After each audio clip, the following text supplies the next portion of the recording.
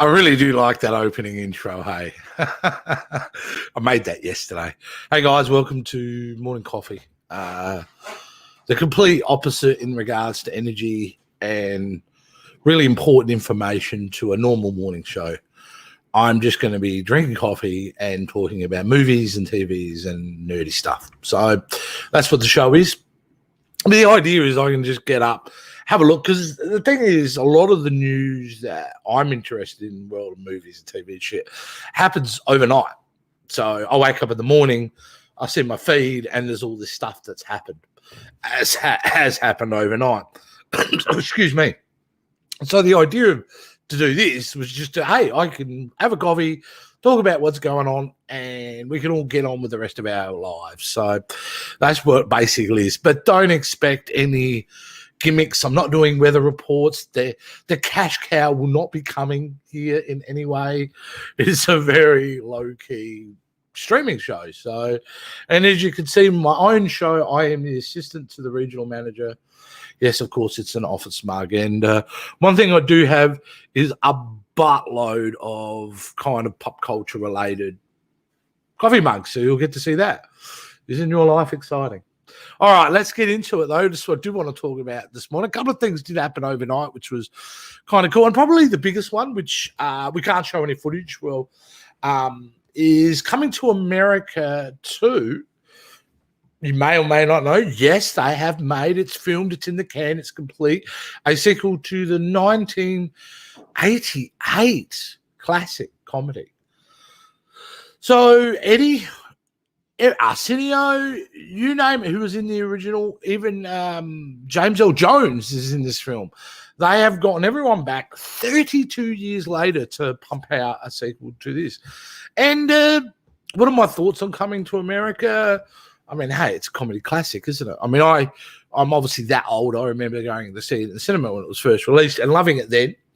And certainly, if you look back at Eddie's career, it's probably his best. Like, honestly, I know Beverly Hills Cop, people go to that, or 48 Hours, or maybe even The Nutty Professor. But just such a beautifully complete film is Coming to America. So I'm in 50-50 here. I wasn't sure whether I wanted a sequel 32 years later. Does it ever really work? But I was buoyed by the fact that I'd seen Bill and Ted's Face the Music earlier in this year, and that was set similar time period, and that was wonderful. So, but the trailer dropped last night. I have seen it. We haven't done a trailer reaction on that. I'm going to bring that up soon anyway, our trailer reactions. But anyway, it looks delightful. It looks really good. I mean, it's definitely got a Force Awakens vibe in the sense that we're just going to give you the greatest hits and redo the same story, which essentially I think the sequel is. I mean, the plot's pretty simple. He has to go back to America because he has to have an heir to the throne, and he's told by his dad, who's on his deathbed, that he has a son in America. Ta-da, there's your plot. So, but either way, I mean, I'm in. I looked at it. It looked really great. We've got addition of Tracy Morgan and Wesley Snipes. Wesley Snipes having a bigger role, of course. Looks great. So, and the footage they showed, it really looks funny. So, originally, though, interestingly enough, that film was going to be shown on Netflix, I believe, this Christmas. It was due to be out, if not today, in a couple of days. And I'm not sure of all the background details, but it's now on Amazon Prime, which gets March 1st release. So, yeah. You know, it's funny, though, when I look at it, I think this film, maybe 10 years ago, maybe 15 years ago, theatrical release. No problems whatsoever. In fact, the footage I seen, it looks that type of movie that you would go to the movies and go and see. But as we know, and we've kind of addressed, and I will be talking a lot about, guys, is the shift that we're currently living through, where cinemas, you know, are not as popular as they once were. Everyone's about streaming. So, and in a sense of financing, probably to get the movie made, they probably needed streaming dollars to make it happen. That's just the reality it is. Either way, I don't want to be too negative. It looks really, really cool. So, yeah, look, actually, that opens up the other thing. I suppose we didn't address. We did an announcement show last night, talking about the future of the channel, and I'm coming back to do stuff. And that was all built around the fact that whether I had the time to do it. luckily I've sorted out something where it's a lot quicker and easier for me to do stuff. I know what I'm doing here. But certainly what we didn't mention last night is one of the things that's helped build the channel over the time of trailer reactions to current movies that are coming out and also past trailer reactions. So certainly wanted to have a look at that and address it because we didn't mention it. And that is actually part of the backbone of this channel. Yes, absolutely. Trailer reactions, as they start pumping them out, we're going to start doing reactions on them again. And we're going to double down, probably doing some more retro trailer reactions. The issue I have is I don't know in what format it's going to happen. Traditionally, we used to do them in the studio, and that's my favorite place to do it, is in the studio. But we're going for some changes there. And I don't always have the ability to grab. Rick has a full-time job. He's not like a small business owner who work ebbs and flows and all that kind of thing. He's got a full-time job. So it's not like I could just grab him and say, let's do a trailer reaction. Preferably it would be done over this type of platform, but I'm not sure the legalities to it. Far as I'm aware, I think if we try to do it and I showed a trailer now, they would cut us off the stream. We would get banned. But I'll look into that. But yes, trailer reactions are back. I think it was Cameron on YouTube asked a question for that. Thanks for adding that in, mate. It was a good point. We didn't mention it. Anyway, let's move on. You know, before I move on, I gotta play this again because I'm sorry. It just tickles me pink, my opening logo, because it's yes, I'm surprised Channel 7 and Sunrise aren't trying to see.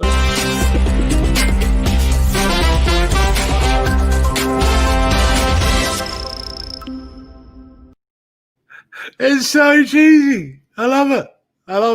So yeah, no, we definitely have to yeah. Hey, I didn't add the banner in this morning. There's the banner. Morning banner. And I didn't add any content because that's the content from last night's show. But if you want something, you know, professionally done, go watch Sunrise. Anyway, let's move on to MGM. MGM, Metro Goldwyn, one of the in the filmmaking history, one of the single greatest studios. Brought us Gone with the Wind, Wizard of Oz, Rockies, and especially the James Bond series. They, you know, MGM and James Bond have kind of been synonymous over the time. But, guys, I woke up this morning and saw this little bit of news that apparently, now I've got to share the screen first. See, this is how unorganized I am. But here you go. If you can't quite see that, guys, MGM apparently has been tapping to investment bank to explore the sale. This had been touted around for a while that MGM could potentially looking at selling the studio.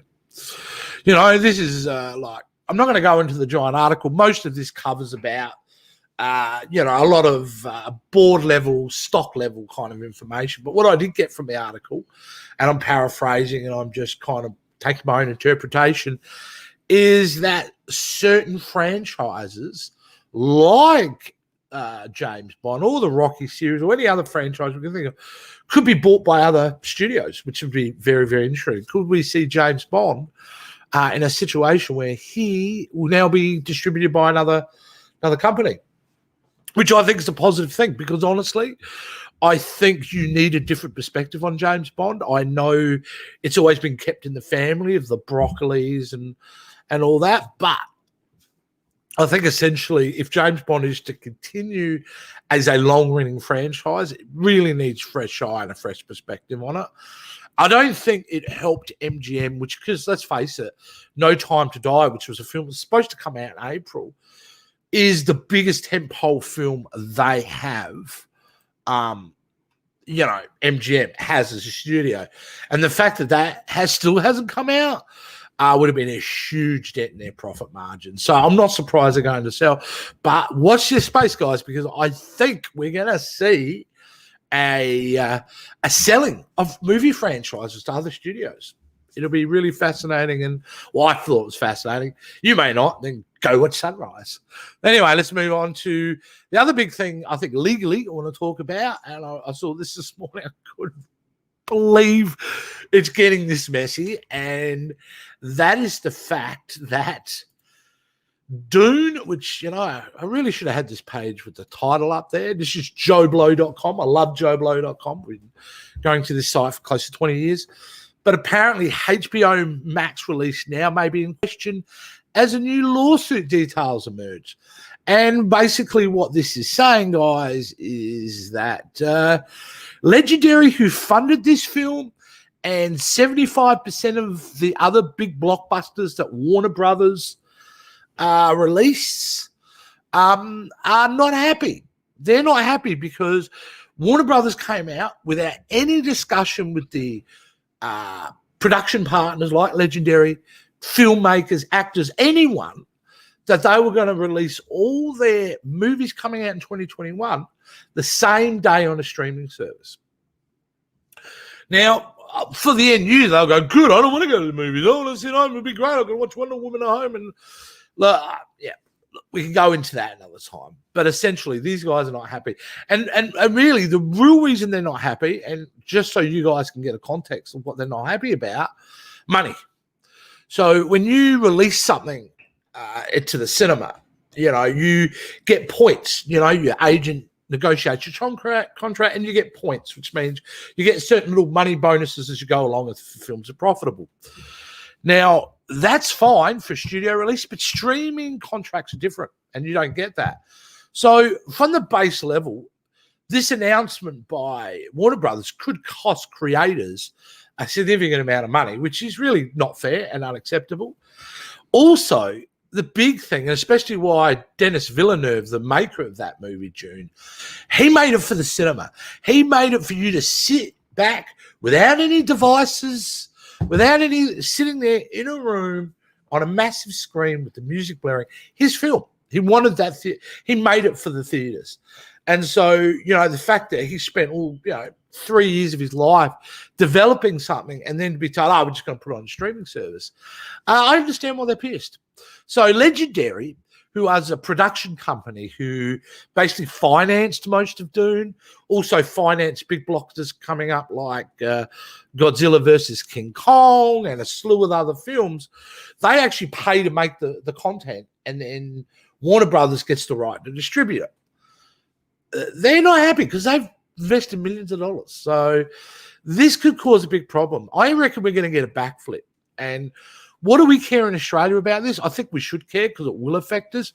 That means this stuff is so important to the future of Hollywood because literally we could see the end of the cinema experience. Gone. For some of you, that may be, who gives a shit? But for me, I think that's a tragedy and certainly don't want it to go that way. So these giant corporations making a decision on how they're going to distribute their content, you would think they had every right to do it, and they do, but the reverberations of this could be significant and cost hundreds of thousands of jobs globally, change an art form, change storytelling, because why make a big giant epic for the big screen when you can just make something for the smaller screen? Luckily, we've had Disney, and at Disney, you can say what you like about them. They've come out and said, well, no, we've got big, giant tentpole movies in the next coming years that are coming out exclusively in cinemas. So that's at least good news. But yeah, it's getting crazy. I think with this year, what it has is exposed a long dormant elephant in the room, if I can't think of a better analogy, and that is that cinema is going to change. It has to change. It's something needs to happen. So I'm just rattling on. So I think I'm done. Honestly, don't have any much more to say. Like I said, if you want to watch an anti kind of morning breakfast show, you're watching it. But I'm up for talking about anything. Like, what I won't do is talk about the news, talk about politics, talk about all that boring shit that you can watch on TV.